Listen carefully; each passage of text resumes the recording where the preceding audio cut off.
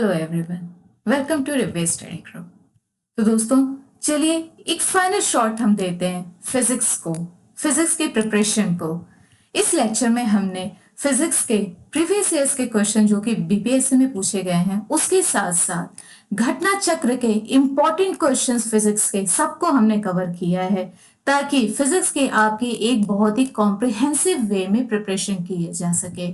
ठीक है, इसमें हमने फिजिक्स के हर यूनिट से जितने भी इंपॉर्टेंट क्वेश्चंस होते हैं जो कि एग्जाम्स में पूछे जाते हैं, वो सारी चीजें आपको पढ़ाई हैं। और कोई कोई क्वेश्चंस की हमने अच्छे से एनालिसिस भी आपको बताई है, जिससे कि फ्यूचर में भी क्वेश्चंस आ सकते हैं। ठीक है, इस लेक्चर की फ्री पीडीएफ हमने अपनी टेलीग्राम ग्रुप पे प्रोवाइड कर दी है। आप चाहे तो हमारे टेलीग्राम ग्रुप को ज्वाइन करके इसकी फ्री पीडीएफ डाउनलोड कर सकते हैं और अपनी प्रिपरेशन को बूस्ट अप कर सकते हैं। ये है मेरा नाम और ये है मेरी एजुकेशन क्वालिफिकेशन। तो चलिए दोस्तों, स्टार्ट करते हैं। ठीक है, इसमें सबसे पहला क्वेश्चन है और मैं उम्मीद करती हूं कि आपने रिवाइज कर लिया होगा। तो मैं आपको 5 सेकंड दूंगी और 5 सेकंड के अंदर आपको अपना आंसर देना है, भले वो सही हो या गलत हो, लेकिन देना है, क्योंकि अब आप एग्जाम में पीछे नहीं हट सकते हैं। ठीक है, पहला क्वेश्चन है, frequency is measured in hertz, meter per second, radian, watt, none of the above, more than one of the above। और आपका टाइम स्टार्ट होता है अब। 5 सेकंड का ही टाइम है दोस्तों, आप ध्यान से देख के बताइएगा आंसर। आप चाहे तो कमेंट बॉक्स में कमेंट करके भी लिख सकते हैं। एक अलग ही मोटिवेशन फील होता है ना जब कुछ लिखो तो, कि हाँ मैंने सही लिखा। तो दोस्तों, इसका करेक्ट आंसर है ऑप्शन ए। ठीक है, फ्रीक्वेंसी को हम हर्ट्ज में मेजर करते हैं। जिसने भी हर्ट्ज मार्क किया होगा, very very congratulations to them. Next question है, angstrom is a unit of wavelength, energy, frequency, velocity, none of the above, more than one of the above. अब सही आंसर आप मार्क करिए, 5 सेकंड है आपके पास। तो दोस्तों, आपका इसमें करेक्ट आंसर होगा ऑप्शन ए। वेवलेंथ की ऐसा यूनिट होती है एंगस्ट्रॉम। ठीक है, देखिए क्वेश्चन इसी से आ जाते हैं कि वेवलेंथ की यूनिट क्या हो गई, या फिर एंगस्ट्रॉम किसकी यूनिट है, वेवलेंथ की। एनर्जी की इसी तरह जूल पूछ लिया जाएगा। फ्रीक्वेंसी की अभी हमने पहला ही क्वेश्चन देखा था, उसमें आया था हर्ट्ज। ठीक है, तो ऐसे क्वेश्चन आते रहते हैं, आपको पता होना चाहिए। ये आप इसको देख के अच्छे से रिवाइज कर लेंगे। अगर आप ये वीडियो देख रहे हैं तो अच्छे से रिवीजन हो जाएगा। A distance of 1 kilometer means 100 metre, 1000 centimetre, 1000 metre या फिर 100 सेंटीमीटर। ये तो बच्चे बच्चे को आंसर पता होता है। मतलब कि हम बोले तो थर्ड क्लास से अब स्टार्ट किया जाता है, या फिर सेकंड क्लास से ही हो सकता है स्टार्ट कर दिया जाता है कि 1 metre is equal to how many centimetre, ऐसे आता है। तो आपका करेक्ट आंसर है ऑप्शन सी। मतलब 1 किलोमीटर में 1000 मीटर होते हैं। ठीक है, 1 picogram is equal to 10 to the power of -6 gram. ये जो साइन है ये पावर की है, टू द पावर। ठीक है दोस्तों, कंफ्यूज मत होइएगा। इसको इस वे में भी हम लिख सकते हैं, 10 टू द पावर ऑफ -6। ठीक है, नेक्स्ट ऑप्शन है 10 to the power of -9 gram, 10 to the power of -12 gram, या फिर 10 to the power of -15 gram. I hope आपने आंसर दे दिया होगा। पिकोग्राम है, that means 10 to the power of -12। ठीक है, 1 पिकोग्राम कितना इक्वल होता है, 10 टू द पावर ऑफ -12 ग्राम के इक्वल होता है। What is the unit of pressure? Very very important question, very very important, क्योंकि इससे बहुत बार क्वेश्चन आ चुका है, इसलिए मैं बता रही हूं। Newton per square metre, newton metre, newton या फिर न्यूटन पर मीटर, या फिर none of the above, more than one of the above. I hope आप करेक्ट आंसर मार्क कर चुके होंगे, क्योंकि लास्ट मोमेंट है। तो आप जितना जल्दी जल्दी आंसर मार्क करेंगे, उतना जल्दी जल्दी आपका कॉन्फिडेंस भी बूस्ट अप होता है और तैयार हो जाते हैं आप कि हाँ बस 2 दिन का ही वेट है, अब संडे को तो जाके एग्जाम दे ही देना है। तो दोस्तों, इसका करेक्ट आंसर है option A means Newton per square metre, ये प्रेशर की यूनिट होती है। ठीक है, ऐसे भी क्वेश्चन आ सकता है कि Newton per square is the unit of pressure या फिर फोर्स या फिर कुछ भी ऑप्शन हो, तो आपको करेक्ट आंसर क्या मार्क करना है? Pressure. Which of the following does not have unit? See, जहां पे भी क्वेश्चन आए डज नॉट है, you should mark it properly, because बहुत बार हमें कंफ्यूजन होता है, हमें लगता है यार कि करेक्टली पूछ रहा है, बट जब हम एग्जाम देके आते हैं तब हम क्वेश्चन प्रॉपरली जब रीड करते हैं आंसर अपना मिलाने के लिए, तो देखते हैं अरे यार हमें तो ये आंसर आता था, बट क्वेश्चन क्या था? Not correctly matched. तो ये आपको मार्क करना होगा, क्योंकि ऐसे ना इन्हीं चीजों की वजह से, एक एक क्वेश्चन की वजह से लोगों के सिलेक्शन रुक जाते हैं। तो मैं आपको इसीलिए बता रही हूँ क्योंकि मैंने भी सफर किया हुआ है ना। Option A stress, option B force, option C strain, option D pressure, option E none of the above, more than one of the above. I hope आपने अपना आंसर मार्क कर लिया होगा। आपका करेक्ट आंसर है ऑप्शन सी स्ट्रेन। ठीक है, strain की कोई यूनिट नहीं होती है। Which instrument is use to measure humidity? ये भी बहुत बार पूछा जा चुका है, और ऐसा नहीं कि सिर्फ बीपीएससी में पूछा गया है, ये यूपीपीएससी, रेस, एमपीपीएससी, इनफैक्ट यूपीएससी में भी पूछा हुआ है क्वेश्चन। और आपके ऑप्शंस हैं hydrometer, hygrometer, pyrometer, lactometer, none of the above, more than one of the above। तो दोस्तों आपका करेक्ट आंसर होगा ऑप्शन बी हाइग्रोमीटर। ठीक है, ह्यूमिडिटी हम कैसे मेजर करते हैं? With the help of instrument known as hygrometer से। ठीक है, इलेक्ट्रोइंसेफेलोग्राम, इंसेफेलोग्राम, इससे मैं आपको बता देती हूँ कि ये इंसेफेलो मतलब ये इंसेफेलाइटिस आपने सुना ही होगा कि ब्रेन की डिजीज होती है, तो इसी से आपको ऑप्शंस भी आपको पता ही चल गए होंगे। अगर नहीं भी आता होगा तो अब आपको आंसर पता है कि इसका क्या करेक्ट आंसर होगा। कि electroencephalogram is used in monitoring heart, liver, pancreas, brain, none of the above, more than one of the above. So as I told you, this is brain. Correct answer क्या होगा? Brain. अब हम आगे चलते हैं। Which of the following is not a vector quantity? See, मैं question में भी मार्क की हूं कि नॉट अ वेक्टर क्वांटिटी, क्योंकि ये जो वर्ड होते हैं ना, नॉट या फिर कोई सा भी वीएस भी अगर आ गया तो आपको मार्क करना होगा, वरना आता हुआ क्वेश्चन भी हम गलत कर देते हैं, तो ये रिस्क हमें नहीं लेना है। ठीक है, so which of the following is not a vector quantity? Displacement, velocity, force, volume. Mark करिए अपना आंसर अब। 5 second you have. So a correct answer will be volume, means D. अच्छा, ये भी क्वेश्चन आ सकता है कि what is vector and what is scalar quantity? तो वॉल्यूम जो है वो है हमारा scalar quantity. Vector quantity means it has both magnitude as well as direction. ठीक है, जिस तरह से कि डिस्प्लेसमेंट है, वो एक जगह से दूसरी जगह मूव कर रहा है। सपोज 10 मीटर तक कोई ऑब्जेक्ट है वो चला है, तो 10 मीटर इसका मैग्नीट्यूड हो गया, और यहां से लेके यहां तक चला है तो इस वे में, इस डायरेक्शन में चला है, तो ये मैग्नीट्यूड हो गया, ये डायरेक्शन हो गया। उसी तरह हम वेलोसिटी को भी देखते हैं, उसी तरह फोर्स को भी देखते हैं कि कोई ऑब्जेक्ट है उसको हम पीछे से धक्का दे रहे हैं सपोज, तो वो आगे जा रहा है, और कितने प्रेशर से या फिर कितना हम फोर्स लगा रहे हैं उसका भी एक मैग्नीट्यूड होता है कि हम ज्यादा फोर्स लगा रहे हैं या कम फोर्स लगा रहे हैं, आगे फोर्स लगा रहे हैं कि पीछे लगा रहे हैं, तो डायरेक्शन और मैग्नीट्यूड दोनों है, इसलिए ये वेक्टर क्वांटिटी है। स्केलर क्वांटिटी में कोई डायरेक्शन नहीं होता है, ये सिर्फ मैग्नीट्यूड होता है। जैसे कि वॉल्यूम, वॉल्यूम का कोई डायरेक्शन नहीं है। हम बोलते हैं ना कि मतलब 1 लीटर दूध, 1 लीटर मिल्क हम बोलते हैं, ये नहीं बोलते कि 1 लीटर मिल्क नॉर्थ में या साउथ में, है ना।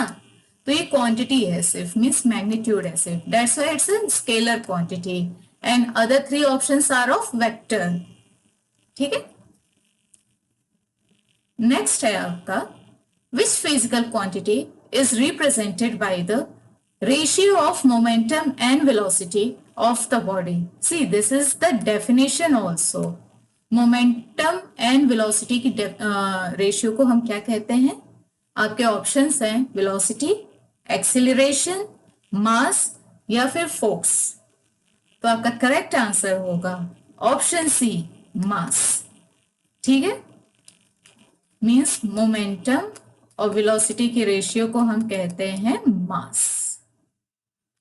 ठीक है, ये आप याद कर लीजिएगा। Force is a product of mass and velocity, mass and acceleration, weight and velocity, weight and acceleration. आप अपना आंसर मार्क कर सकते हैं। You have 5 seconds in your hands to mark the answer and your time starts now.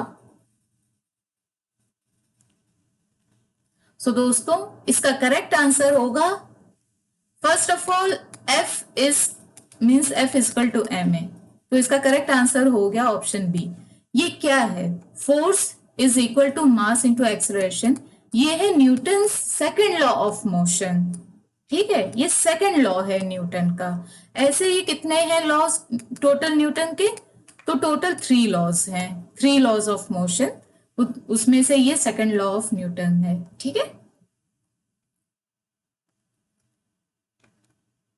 The time period of pendulum. C, pendulum से भी questions आते हैं, ये भी रिपीटेड है, अदर एग्जाम्स में भी आया है विद डिफरेंट फ्रेम। तो पहला ऑप्शन है the time of pendulum depends on the mass, depends on its length, depends on time, depends on temperature. तो आप जल्दी से अपना आंसर मार्क कर दीजिए। जिसने अच्छे से पढ़ाई की है उसने मार्क कर दिया होगा। क्वेश्चन देखते ही उसको आंसर डायरेक्टली, ऑप्शन देखने की जरूरत नहीं, दिमाग में आ गया होगा। तो इसका करेक्ट आंसर है ऑप्शन बी, क्योंकि पेंडुलम का फॉर्मूला होता है इसका टाइम पीरियड का, वो भी मैंने लिखा है। हाँ, time is equal to 2 pi under root. ये इसको हम ऐसे भी लिखते हैं generally, 2 pi under root L by g. ये लेंथ हो गई, ग्रेविटी हो गई। ठीक है, ये है पेंडुलम के टाइम पीरियड का फॉर्मूला। अगर इनकेस न्यूमेरिकल आ जाए आपको, तो भी आप ये फॉर्मूला रख के पेंडुलम का जो भी क्वेश्चन आएगा उसको आप सॉल्व कर सकते हैं, भले वो लेंथ निकालने के लिए आए या फिर टाइम निकालने के लिए आए। क्योंकि न्यूमेरिकल्स भी पूछे जाते हैं, जो स्टेट सिविल सर्विसेज के एग्जाम्स होते हैं ना, उसमें न्यूमेरिकल्स भी आते हैं। अभी इसमें भी आए हैं, ऐसा नहीं कि बीपीएससी में नहीं आए, वो मैं आगे आपको दिखाती हूँ। ये तो बहुत अच्छा क्वेश्चन है, बहुत बार पूछा भी गया है। Spherical form of raindrop is due to density of liquid, surface tension, atmospheric pressure, gravitational force. And your correct answer will be spherical form of raindrop. जल्दी से सोचो पहले 5 सेकंड में। एग्जैक्टली जिसने भी आंसर ऑप्शन बी मार्क किया है वो करेक्ट है। ठीक है, वेरी वेरी कंग्रेचुलेशंस जो भी करेक्ट आंसर मार्क कर रहे हैं। और जो गलत भी कर रहे हैं तो कोई बात नहीं यार, जरूरी थोड़ी है कि हम 100 करें और 100 में से 100 आंसर सही हो। हमें कितना स्कोर करना है? मैक्सिमम हमें 60%, मतलब इसमें तो खैर 70-80% भी है। ठीक है, हमें उतना ही स्कोर करना है। 10 में से 8 क्वेश्चन भी अगर आप कर रहे हैं, 7 क्वेश्चन भी कर रहे हैं, मोर देन इनफ है। ठीक है, मतलब 70%, 70 क्या 60% भी मोर देन इनफ है। तो ऐसा नहीं है कि 10 में से 10 आपको आने ही चाहिए। 10 में से 6 भी आ रहे हैं, 7 भी आ रहे हैं, तो इट्स गुड यार। Don't be gate demotivated, it's very good. ठीक है, the time taken to reach the sunlight up to the surface of Earth is approximately 4.2 second, 4.8 second, 8.5 minutes या फिर 3.6 hours. And your correct answer will be option C. ये तो छोटे बच्चों को भी इसका आंसर पता होगा। अगर आपको नहीं पता है तो कोई बात नहीं, पता चल गया। ठीक है, The nature of radiation of light is, see, मैं ये जो वर्ड्स को मार्क करती हूँ ना डिफरेंट कलर से, डेट मीन्स कि इंपॉर्टेंट चीजें होती हैं। ऐसे ही हम क्वेश्चन जब आता है ना एग्जाम पेपर पे तो उसको अंडरलाइन कर लेते हैं ताकि अच्छे से हम आंसर बता सकें। आपके ऑप्शंस हैं like wave, like particle, like both of wave and particle, like neither wave nor particle. तो जो नेचर ऑफ लाइट होता है उसका करेक्ट ऑप्शन आंसर है option C, like both wave and particle. ठीक है, तो जो रेडिएशन होती है ना लाइट की, उनका कैसा नेचर होता है, वेव फॉर्म का भी होता है और पार्टिकल फॉर्म का भी होता है। ठीक है, the speed of light in vacuum is nearly 3 into 10 to the power of 10 meter per second, 3 into 10 to the power of 11 meter per second, 3 into 10 to the power of 8 meter per second, या फिर 2 into 10 to the power of 4 meter per second। और आपका time start होता है अब।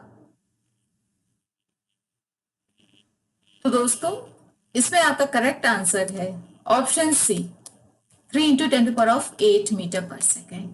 ठीक है, speed of light in vacuum is 3 into 10 to the power of 8 meter per second। Choose the correct statement। Option A, wavelength of red light is less than violet light, wavelength of red light is more than violet light, wavelength of violet light is more than green light, wavelength of violet light is more than yellow light, या फिर none of the above, more than one of the above। इसमें आपको मैं 10 second का time दूंगी क्योंकि statement भी आपको पढ़ना और थोड़ा कंफ्यूजन भी होगा इसमें आपको, तो 10 सेकंड है आपके पास।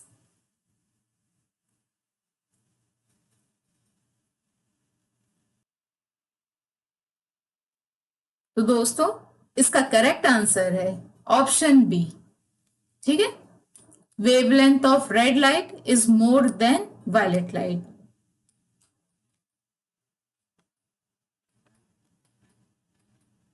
ठीक है, ये है वेवलेंथ बढ़ती है और ये है फ्रीक्वेंसी, ठीक है, घटती है, दोनों अपोजिट है। Sky is blue because blue color in the sunlight is more than the others. Short waves are scattered more than long waves by atmosphere. Blue color is more absorbing to eyes. Atmosphere absorbs long wavelength more than short wavelength। आपका 10 second, क्योंकि statement है और थोड़ा लेंदी भी है, तो आपका 10 second start होता है अब। जल्दी जल्दी से सोच के आप आंसर प्लीज कमेंट बॉक्स में कमेंट करके बताइए क्या होगा।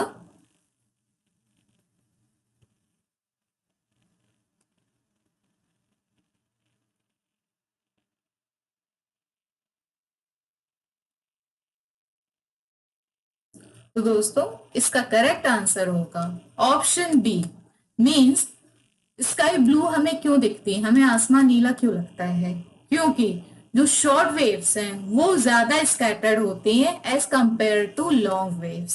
ठीक है, इसलिए जो स्काई है वो ब्लू दिखता है। For shaving one uses concave mirror, plane mirror, convex mirror, none of these। Very very important question. आपका टाइम स्टार्ट होता है अब। तो दोस्तों इसका करेक्ट आंसर है ऑप्शन ए। ठीक है, कॉन्केव मिरर। देखो, हाँ, option a concave mirror. Concave mirror में क्या होता है कि जो इमेज होती है ना वो एनलार्ज होती है, मतलब बड़ी हमें दिखाई देती है, और उसी के जस्ट अपोजिट होता है कॉन्वेक्स मिरर जिसमें हमें इमेज काफी छोटी दिखाई देती है। इसलिए जो कार का रियर व्यू मिरर होता है, मतलब कि जो साइड में मिरर्स होते हैं जिसमें हम पीछे जो गाड़ियां आ रही हैं उनको देखते हैं, या फिर अंदर जो कार में मिरर होता है जिससे हम पीछे की गाड़ियों को देखते हैं, वो सब मतलब छोटी इमेजेस देते हैं। ठीक है, और वहीं पे जो शेविंग होती है उसमें हमें माइन्यूट डिटेल्स देखनी होती है, तो इसमें इमेज बड़ी हो जाती है, तो कॉन्केव मिरर होता है। और प्लेन मिरर हम जैसे हैं वैसे ही दिखाता है। Light is made of 7 colors. What is the method of separating the colors? The colors can be separated by a prism. The colors can be separated by a filter. The colors can be separated by plants. The colors cannot be separated. और आपके 5 second start होते हैं अब। सोचो इसका क्या होगा correct answer.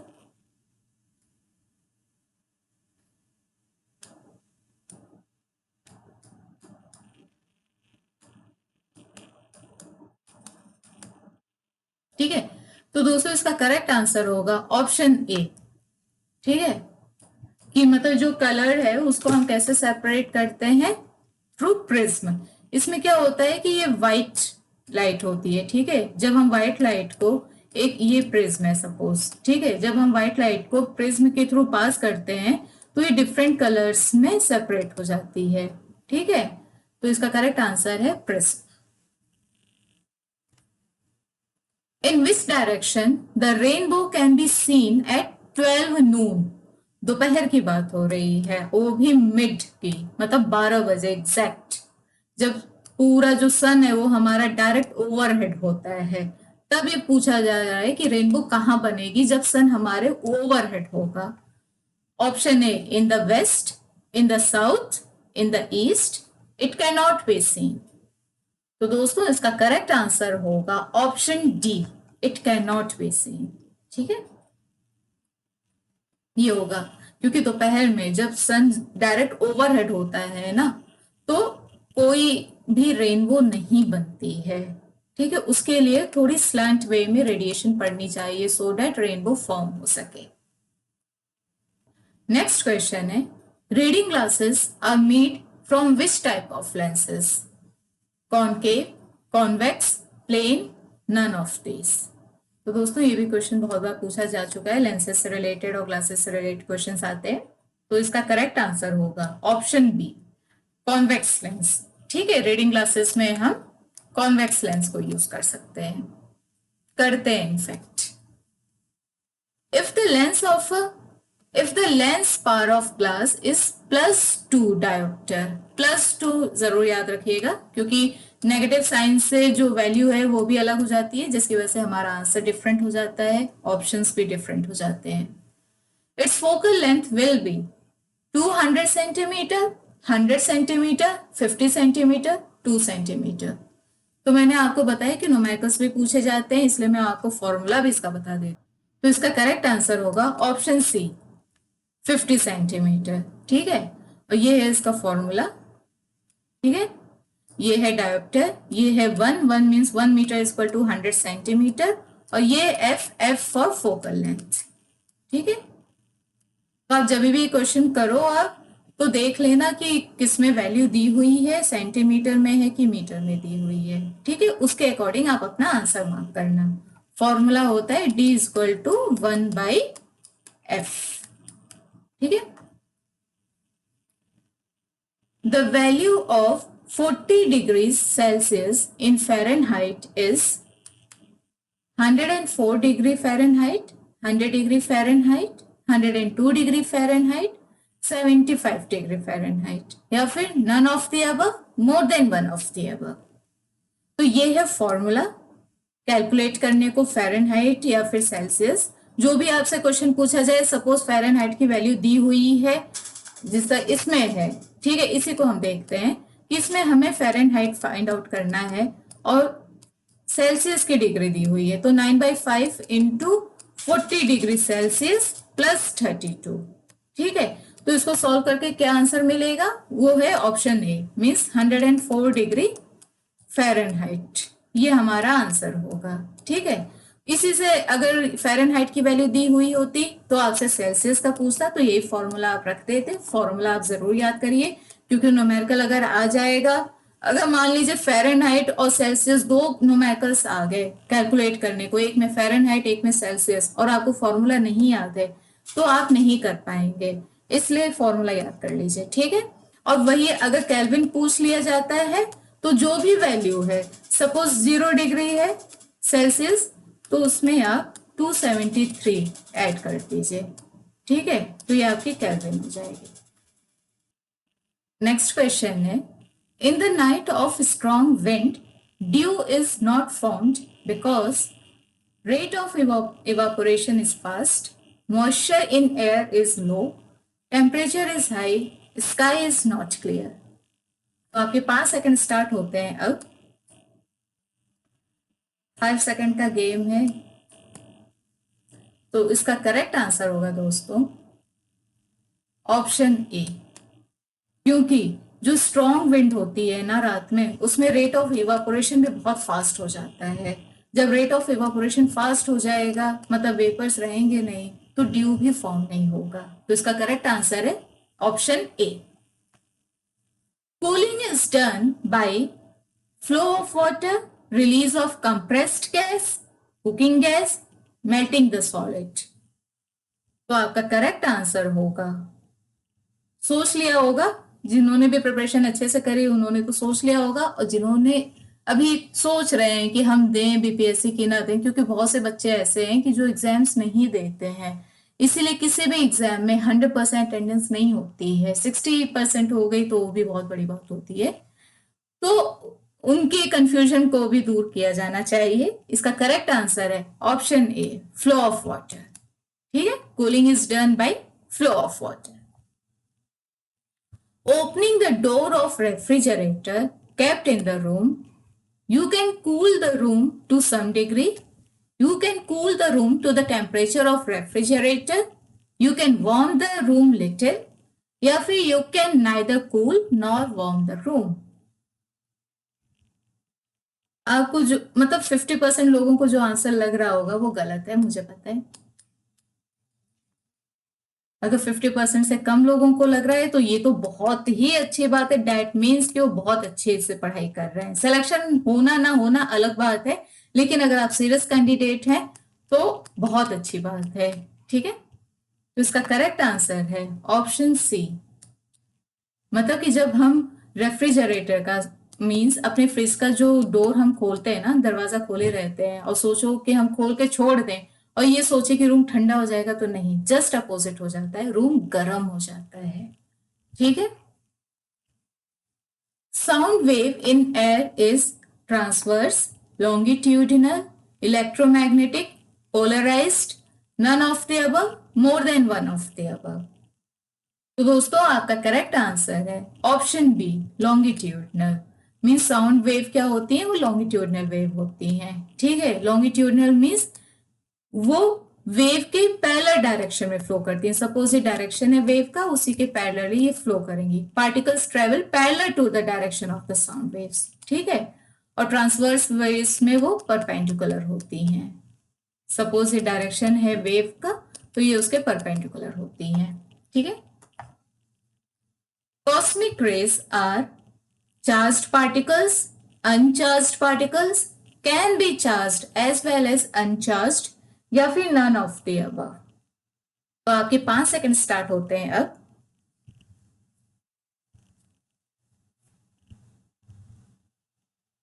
तो दोस्तों इसका करेक्ट आंसर है option A, means cosmic rays are charged particles. What is the distance between two successive crests or successive troughs called? Amplitude, wavelength, frequency, none of these.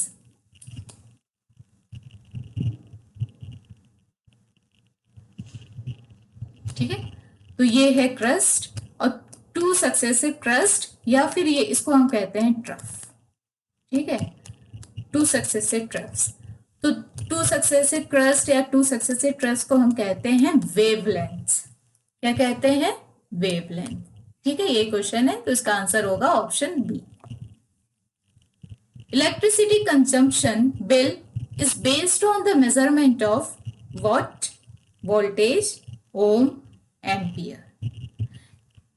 सी, ये डिफरेंट डिफरेंट यूनिट्स हैं, जिसका what किसकी unit हो जाती है? Power की। किसकी? Power की। ठीक है, वोल्टेज हमारा पोटेंशियल डिफरेंस का हो जाता है। ठीक है, ओम हमारा होता है रेजिस्टेंस का। अगर ये ऐसा यूनिट पूछ ली कि ओम किसकी ऐसा यूनिट है, तो आपको पता होना चाहिए रेजिस्टेंस का। एम्पियर किसका हो जाता है?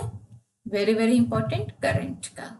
ठीक है, करंट जो इलेक्ट्रिसिटी करंट फ्लो होता है, जो हमें लग जाता है झटका, उसकी ऐसा यूनिट होती है एम्पियर। ठीक है, तो इसका करेक्ट आंसर होगा ऑप्शन ए, ठीक है, जितना ज्यादा हम पावर यूज करेंगे उतना ज्यादा हमारा इलेक्ट्रिसिटी कंजम्पशन बिल आता है। इन electric motor heat is converted into electrical energy. Electrical energy is converted into heat. Electrical energy is converted into mechanical energy.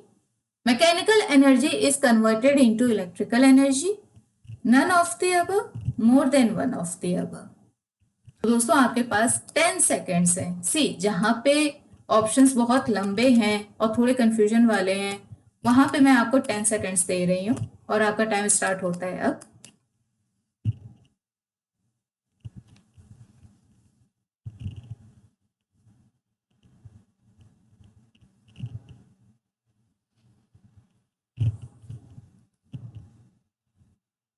तो दोस्तों इसका करेक्ट आंसर होगा ऑप्शन सी। इलेक्ट्रिक मोटर में electrical energy is converted into mechanical energy. ठीक है, क्या होता है, इलेक्ट्रिकल एनर्जी जो है वो मैकेनिकल एनर्जी में कन्वर्ट हो जाती है इलेक्ट्रिक मोटर में। Which of the following metals is used as filament in lightning bulbs. जो हम बल्ब देखते हैं अपने घरों पे भी लगाए रहते हैं, उसमें ये जो फिलामेंट होते हैं ना, ये किस मेटल के बने होते हैं, उसी पे ये क्वेश्चन पूछा जा रहा है। तो आपके ऑप्शंस हैं आयरन, मोलिब्डेनम, सिल्वर, टंगस्टन। तो दोस्तों आई होप आपको इसका आंसर पता होगा, नहीं भी पता है तो पता चल जाएगा। इसका करेक्ट आंसर है ऑप्शन डी। ये जो फिलामेंट होते हैं ना, ये किसके बने होते हैं, कौन से मेटल्स के, टंगस्टन के। ठीक है। Which of the following metals is used as semiconductor in transistors? Copper, germanium, graphite, silver। तो आपका करेक्ट आंसर होगा ऑप्शन बी। ठीक है, जर्मेनियम और सिलिकॉन जो है वो हमारे सेमीकंडक्टर्स होते हैं। ठीक है। The principle of atomic bomb is based on nuclear fusion, nuclear fission, both of the above, none of the above। तो आपका टाइम स्टार्ट होता है अब। देखिए किसी किसी क्वेश्चन में मैं आपको टाइम नहीं दे रही हूँ, वरना आपके लिए भी कभी कभी बोरिंग हो सकता है किसी किसी के लिए, इसलिए। ठीक है।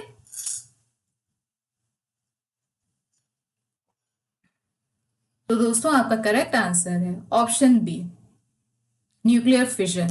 ठीक है, फिजन मतलब कि सपोज ये कोई चीज है, इसके टुकड़े हो गए तो ये फिजन हो गया।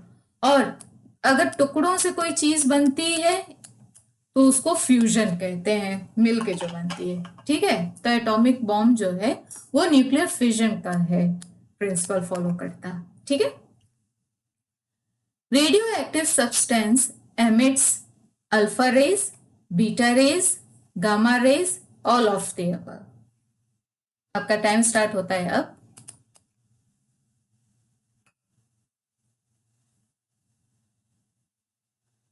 तो दोस्तों आपका करेक्ट आंसर होगा option D, all of the above. Means radio active substances जो हैं वो अल्फा रेज, बीटा रेज और गामा रेज, ये तीनों रेज को एमिट करते हैं। ठीक है, तीनों रेज, ऐसा नहीं है कि सिर्फ अल्फा को ही करे या सिर्फ बीटा को ही करे, तीनों को एमिट करते हैं।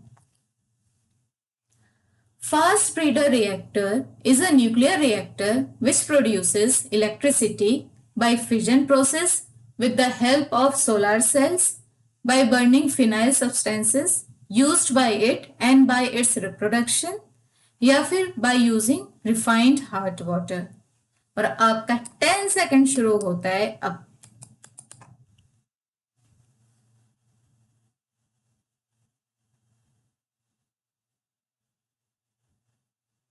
तो दोस्तों इसमें आपका करेक्ट आंसर होगा option A, by fission process.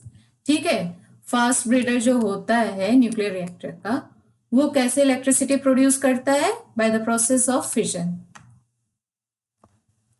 Who was the inventor of radar, Robert Watson, Fleming, Bushwall या ऑस्टिन। तो आपका करेक्ट आंसर होगा ऑप्शन ए, रॉबर्ट वॉटसन। ठीक है, इन्होंने रडार को इन्वेंट किया था। Einstein got the Nobel Prize for relativity, Bose-Einstein condensation, mass energy equivalence, photoelectric effect, none of the above, more than one of the above. तो दोस्तों इसमें आपका करेक्ट आंसर होगा option D, photo electric effect. God particle is neutrino, Higgs boson, meson, positron, none of the above, more than one of the above. चलिए इसमें अब मैं आपको टाइम दे देती हूँ 5 सेकेंड्स का. आप जल्दी से इसका आंसर सोच के बताइए. हो सके तो कमेंट बॉक्स पे प्लीज कमेंट करके भी लिखिए, क्योंकि इससे बहुत अच्छा लगता है कि अगर मैं पढ़ा रही हूँ तो कोई इंटरेस्टेड है, जो पढ़ने में इंटरेस्ट ले रहा है वो आंसर भी दे रहा है. तो इसका करेक्ट आंसर होगा ऑप्शन बी, हिग्स बोसॉन. ठीक है, क्या होगा? Higgs boson, God particle. काफी न्यू क्वेश्चन है, आपको इसका आंसर पता होना चाहिए. दक्षिण Gangotri is located in Uttarakhand, Arctic, Himalaya या फिर अंटार्कटिका. तो दोस्तों इसमें आपका करेक्ट आंसर होगा ऑप्शन डी, दक्षिण गंगोत्री जो है वो अंटार्कटिका में लोकेटेड है. ठीक है. The magnetic needle points to east, west, north या फिर स्काई. तो आपने देखा होगा जो सेलर्स होते हैं वो एक कॉम्पस लिए रहते हैं. ठीक है, और वो कॉम्पस जो होता है उसमें मैग्नेटिक नीडल होती है जो एक डायरेक्शन में हमेशा पॉइंट करती रहती है. और डायरेक्शन कौन सा है? तो वो है डायरेक्शन नॉर्थ. ठीक है, नॉर्थ डायरेक्शन में वो जो नीडल है हमेशा पॉइंट करती रहती है. तो दोस्तों ये था फिजिक्स का बीपीएससी के प्रीवियस ईयर्स के क्वेश्चंस को रिवाइज करने का हमारा वीडियो. अगर हमारा ये वीडियो आपको अच्छा लगा हो तो प्लीज इसे लाइक, शेयर और सब्सक्राइब जरूर करें. और आप हमें टेलीग्राम, इंस्टाग्राम और फेसबुक पर भी फॉलो कर सकते हैं. इस वीडियो की पीडीएफ जो है वो टेलीग्राम ग्रुप पे मैं प्रोवाइड कर दूंगी और वो पीडीएफ बिल्कुल फ्री है. तो आप हमारे टेलीग्राम ग्रुप को ज्वाइन करके वो फ्री पीडीएफ आप डाउनलोड कर सकते हैं और अपने रिवीजन को और इनहेंस कर सकते हैं. थैंक यू दोस्तों.